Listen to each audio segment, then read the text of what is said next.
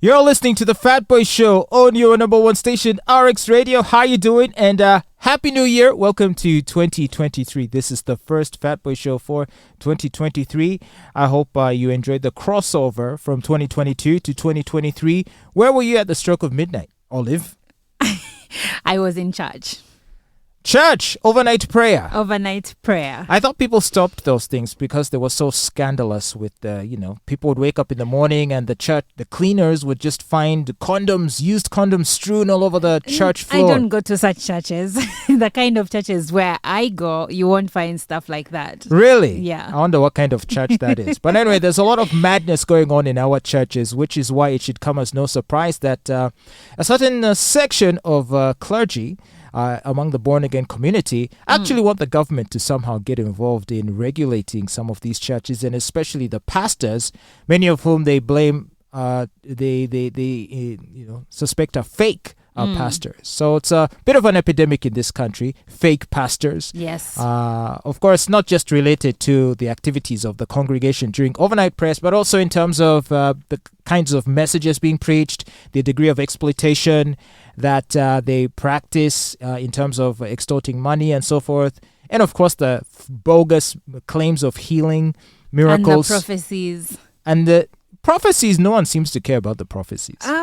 Sometimes the prophecies, for instance, which country was it? Is it Ghana, where prophets in the country were warned not to give New Year prophecies because at some point they've given people prophecies of doom, like you're going to die in the New Year, you're going to lose this, you're going to lose that, and it freaks people out. Can you imagine? How is that different from the Ministry of Finance coming out and saying there'll be inflation? Doesn't that freak people out too? But inflation, I mean, it freaks out, but maybe it helps you to understand that you need to use your money carefully, or, be careful before making an investment into something where you may lose money. Okay, so at your church, they don't do prophecies? No, they don't do prophecies. Is it one of those boring churches like old school Anglican No, type? it is not. It is, my churches were total, but I went to Worship Harvest. Are they different? They Worship Harvest and Watoto are more or less the same. Like it's not the same administration, but they do their things pretty much the same way. Oh, okay. Well, as you know, I'm not a religious person. So you wouldn't know. But you've been to Mavuno Church. Yes, I have. So there are similarities therein. Ah, okay. Yeah. Well, whereas my priests might be different from yours, so the priests I subscribe to are not the Gary Skinners of this world or the Prophet Mbonyas of this world. You subscribe to who? Andrew Tate? My priests are Andrew Tate, Kevin Samuels.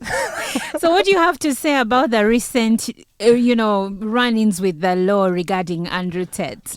It'll never stop. I mean, this isn't the first time they've gone after him. They raided his compound in April of last year.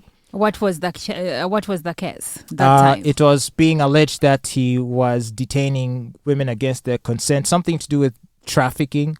Even this time, it's still something to do with human trafficking. I'm not sure if it is about trafficking. I saw money laundering. There was human trafficking, money laundering, and other cases.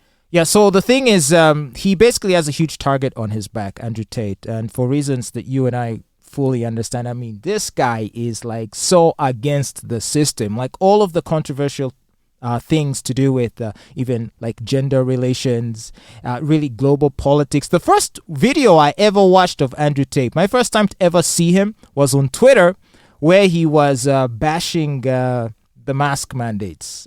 So he was driving around in his Bugatti, and he was talking about how he drives around and he doesn't wear masks, that we're all just being controlled and things of that nature, right? And I was like, wow, this guy is bold. And this is like at the height of the pandemic, or like when things were really starting to get serious. This is like March, April 2020, where really we all thought at the time that COVID was essentially a death sentence, that people would just fall on the streets. At around that time, when even I was like super, super scared of COVID, I saw this guy saying like, guys, calm down, this and that. Basically, he was seeming to playing it all down. And I'm like, well, this guy is quite audacious. And then I followed him. And then over the months after, I started to hear his opinions resonating with his on other issues. And a lot of the things that he was talking about somehow started to make sense. And ultimately, when he began to discuss his issues on gender relations and romance and relationships, I mean, he was bang on 100%. So he's had a huge target on his back. There's lots of people who want him out of the picture. And so so you think they're the ones that are behind this recent arrest? Yeah. And do you know what amuses me the most? The amount of glee, and it's almost unreal, the amount of glee being displayed on social media. People because are quite happy to see him arrested. And I know they don't even care about the alleged crimes. It's that they hate the views he expresses, and they were feeling frustrated that he was gaining in prominence, even if every effort was made to cancel him and get him kicked off of all social media. Yes. All of a sudden, he's back and bigger than ever. That really got under a lot of people's skin. And so I could see that a lot of the glee being expressed, and you could see the glee was universal. When do you ever hear of a person being arrested and the media just goes wall to wall to wall? All of the usual suspects, mainstream media, international organizations. Everyone is in our friends. All these people coming together to cheer the fact that Andrew Tate has been arrested. He's been arrested. And it's not clear that he's even been arrested yet, but I guess the details are still coming up. So from what I know is that at first, apparently there was an arrest warrant for him, and Romania had not confirmed that he was in the country until on Wednesday he made that post about Greta Thunberg and how she's telling us how to live, a 16-year-old telling the world what to do regarding climate change. And it's from that post that his location was confirmed. But that's not true. Currently, I may not really share in the glee of of his arrest. I just need to know why he was arrested and what the charges against him are. Because just last week I was asking you on this program, what is the source of his money? And that's the question I want to know. Is it related to the charges or not? Now, in my opinion, I think there is likely to be reason to get him for finance related offenses. I feel like if you scratch beneath the surface, you could probably get him on something. Because money laundering was mentioned, because but we are yet to confirm. The thing is, everyone is guilty of something. If, for example, if this government decided they wanted to prosecute you for something, they can find a reason. Something, yes. They'll find a reason. So the way the world is set up is like, show me the man and I'll show you the crime. There are laws you violated probably without even knowing, But wouldn't you, as his ardent follower, wouldn't you want to know for sure his source of money? Because, of course, his opinions you like. So you won't be like people who are just jubilating that he's been arrested. Personally, even as a fan of Andrew Tate, I'm not so interested in the financial stuff because I feel like when it comes to the financial stuff, I don't think that's what makes me gravitate to him more. I gravitate to him more for his views on how the world operates, and also his views on relationships. His lavish lifestyle. Yes. Now, I'm personally not drawn to that. Like, I don't care for his wealth or his cars. But if it were to be proved that probably he's been getting this money and living this life, through non-straight ways, wouldn't you want to know that? Wouldn't justice be served? Well, the fact is, which millionaire doesn't do shady business? Do you know what I mean? They do shady business, but corporations. I hear you, but he's not a corporation. What I mean is, okay, and that's why the reason I don't care about it so much. Like, if it were found that, for example, he was maybe, because as I understand it, and he has mentioned this, he runs casinos in Romania. He owns some casinos. I heard him say this. Now, casinos. When I hear casino, I hear money, money laundering. I hear. To me, immediately, I think of potential for money laundering. Yes. So I wouldn't be surprised if perhaps he's been a bit creative with the accounting. So there's a good chance that here and there, He could have taken some shortcuts for which they might finally get him. But when it comes to the sex trafficking stuff, there I'm strongly inclined to not believe the allegations. So even if evidence is presented, you will still not believe, or you're waiting to see how big and deep the investigation goes and the evidence presented will be. But then how long have they been accusing him of this? Surely by now you would see. in April. Exactly. And where's the evidence? But haven't you seen cases that even go cold and you think it's over until it is reopened, and this time around there is enough evidence? It's kind of like Julian Assange of WikiLeaks, who essentially, I think the reason he got murdered? He's still alive. Oh, sorry, the one they killed in the Saudi embassy. No. That one? That's Khashoggi. Oh, yes. Julian Assange is the Swedish journalist of WikiLeaks. And they got him on a charge of rape. A girl he slept with, I think, if I remember correctly, and forgive me if I'm wrong, I think she claimed that at some point he removed the condom and had sex with her against her will. Something. Basically, it's a girl he was seeing.